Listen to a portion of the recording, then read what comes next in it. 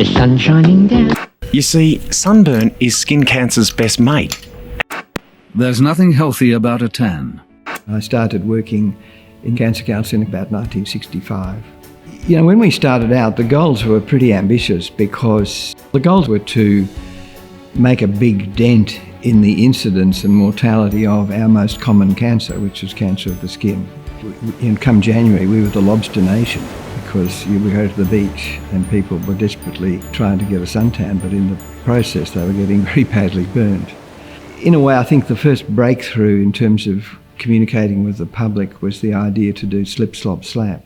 Just say these simple words. Slip, slop, slap. Slip, slop, slap, which very rapidly went national, was a major step forward. And I think the interesting thing about it is it just appealed to children, teenagers, adults and old people. Everybody actually loved it. We thought we'd better get out on the beach with this. We had a sort of motorhome thing and they would go around all the beach resorts. And I had a loudspeaker with the jingle and they'd turn up at the beach like the ice cream vendors do. As soon as they turn up, all the kids would come piling in and they'd be singing the jingle because they'd already internalised the words and the music because they'd seen it on TV. We were able to set up some very sophisticated research and evaluation studies to measure the impact of the communication campaign on population behaviour. The campaign added seek and slide to cover the message encouraging people to seek shade and to wear sunglasses. It turns out slip, slop, slap is working. The latest Cancer Council study shows attitudes towards tanning are changing. We've got really good evidence that the work done back in the 80s, that groundwork that was set then, is now coming through in reduced melanoma rates in the under 40 age group. We're hopeful that we'll see that reduction carry on as the SunSmart generation grows up. Me and my team are now kind of standing on the shoulders of giants. We're part of something much bigger. These programs started long before I was born, actually. So really, it's kind of like the baton's passed on now, and we're running with it, and we're still continuing to do the work that prevents cancer and saves lives. We began with mass media, Sid Seagull, appearing at beaches and things like that, but it really needed to be locked into something, and that's when the SunSmart Schools program was started. Through the National SunSmart Schools program, we're protecting more than 2 million little Aussies from UV radiation that leads to skin cancer. So that's 2 million kids in hats that are getting the message and learning how to be sun-smart at school. Personally, I love to see the signs on schools. You drive past a school and you see it, the SunSmart accredited school. That's a terrific endorsement of the program.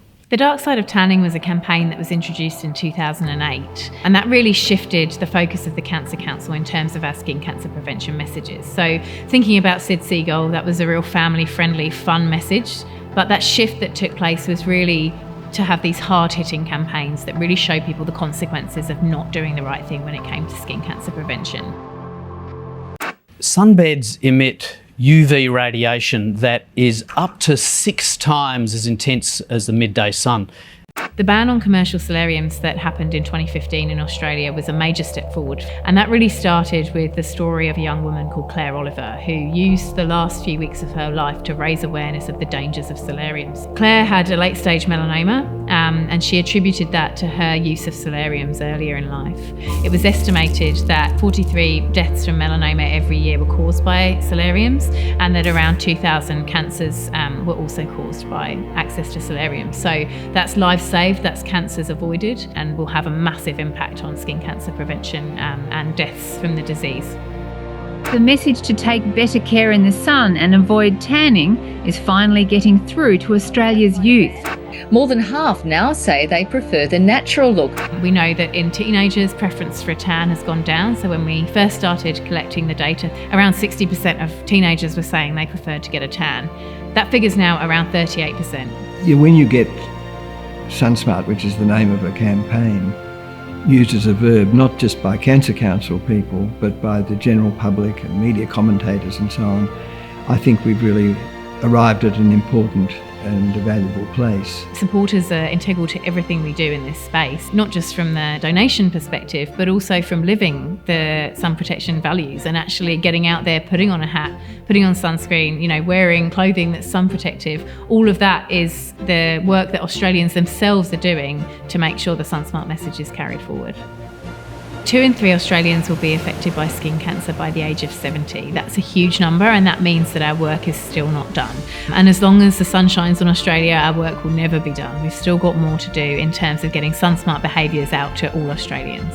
It's organisations like Cancer Council that are able to have the long-term vision, to play the long game.